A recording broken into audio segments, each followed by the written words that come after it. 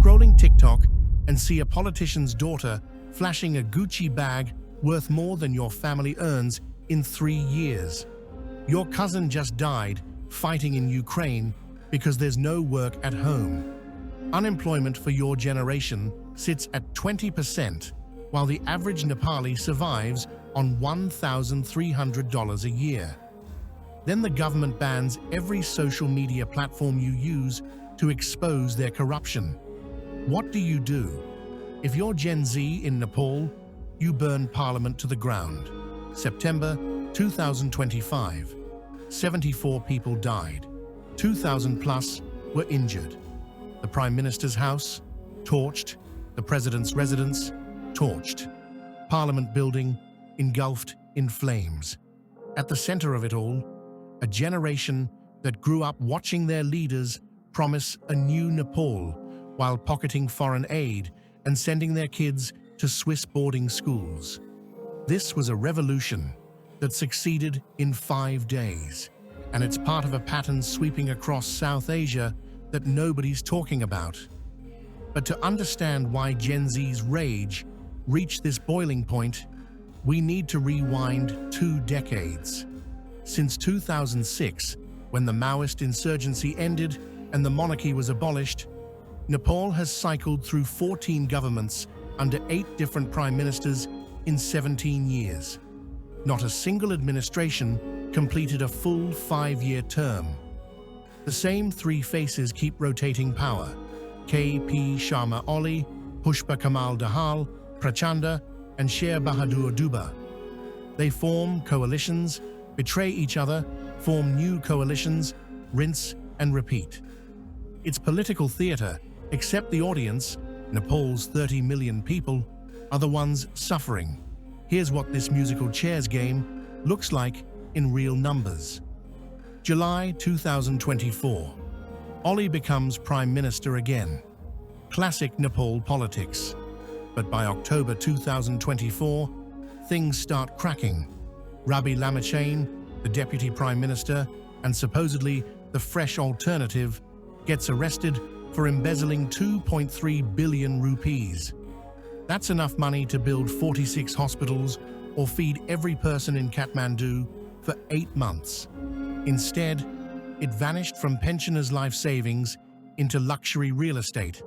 Grandmothers who saved for decades watched their money evaporate so Lamachane could buy vacation homes. His arrest sparked protests, but this was just the warm-up. The real explosion came when Gen Z started exposing corruption in 4K video. Throughout August 2025, TikTok and Reddit exploded with videos exposing politicians' children.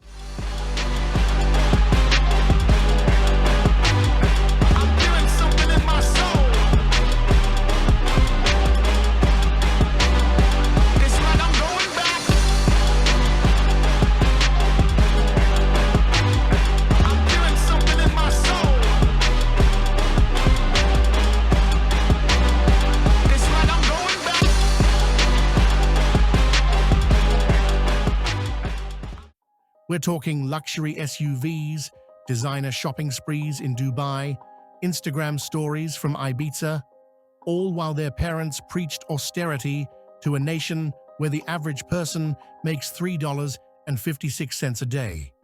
One viral video showed a minister's daughter with a closet tour featuring designer bags, each one worth more than what a Nepali farmer earns in 5 years. That video hit 1.3 million views. Hashtag politicians Nepo Baby Nepal and hashtag Buy Nepo Babies dominated Nepali social media. The contrast was obscene. Politicians' kids partying abroad while young Nepalis were dying as mercenaries in the Russia-Ukraine war just to send $200 a month home so their siblings could eat.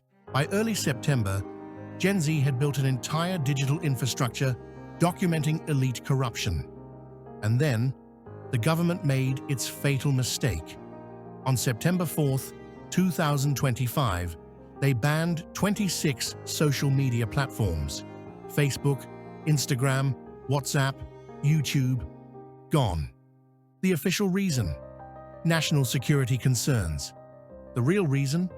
They couldn't handle Gen Z exposing their corruption in real time. They thought cutting internet access would silence dissent. Instead, they poured gasoline on a fire. September 8th, Kathmandu erupted. What started as digital activism became street warfare. Gen Z protesters clashed with police. The government responded with live ammunition. By September 9th, 19 confirmed dead. Initially, though later reports put it at 74. Parliament building set ablaze. PM Ollie's residence, torched President Ram Chandra Poudel's home, burned. These weren't symbolic attacks. They were targeting the physical infrastructure of Nepal's political elite. The military deployed tanks and imposed a nationwide curfew. But here's the thing about Gen Z. They grew up coordinating through encrypted apps during COVID lockdowns, government bans internet. They use VPNs, military blocks, streets. They organize through mesh networks and Signal. And in the chaos, 5,020 prisoners escaped. Murderers, rapists, political prisoners who'd been rotting in jail for years. The interim government still has no idea where most of them are. Some fled to India. Some disappeared into rural mountains. Some are probably back in Kathmandu. The state lost control completely. September 9th. Ollie resigned. The social media ban was lifted within hours. The government collapsed in 5 days. And here's what makes this unprecedented.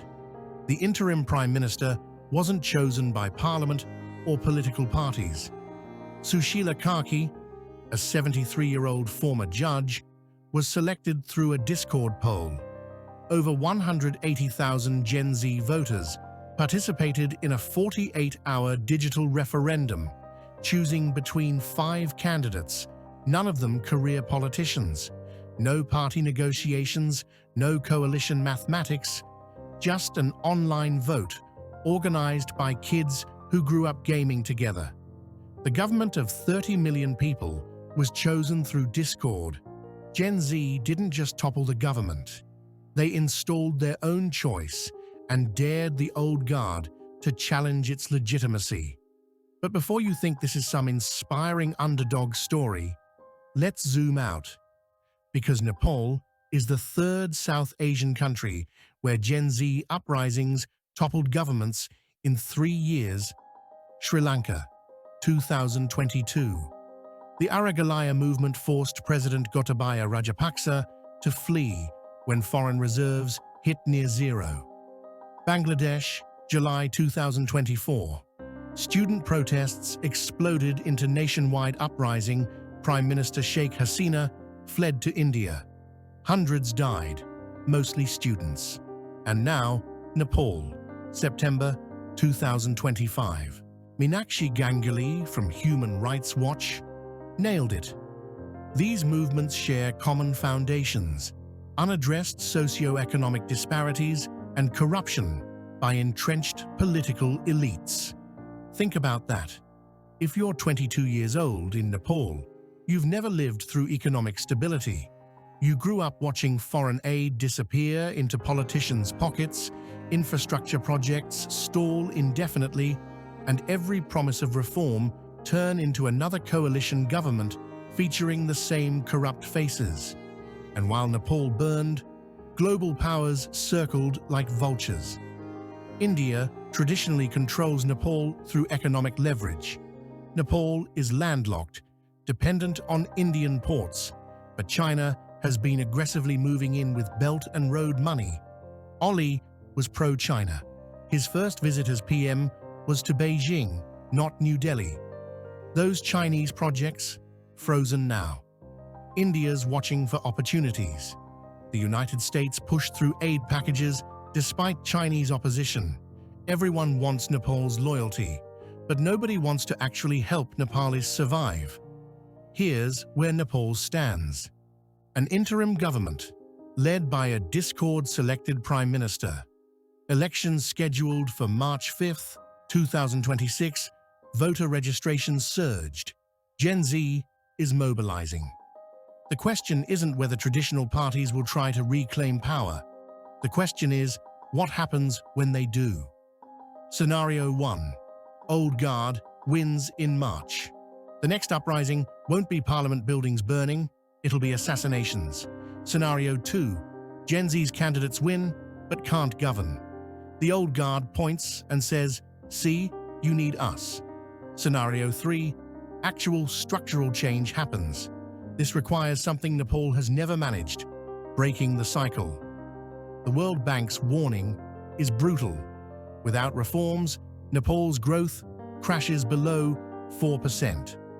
Translation: your only option is to leave. The remittance economy, already 31% of GDP, will become the only economy. Here's the controversial truth. Maybe democracy failed in Nepal because it was never really democracy. Just three families taking turns looting the treasury. Maybe Gen Z's Discord poll was more legitimate than 17 years of democratic musical chairs. And maybe the next time politicians' kids flash designer bags on TikTok, there won't be a government left to ban social media. There'll be a generation that's learned violence works when voting doesn't. 74 people died so their generation could have a voice.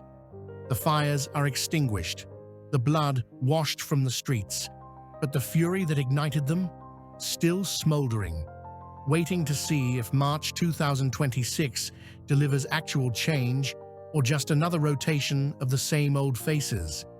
Gen Z in South Asia isn't asking permission anymore.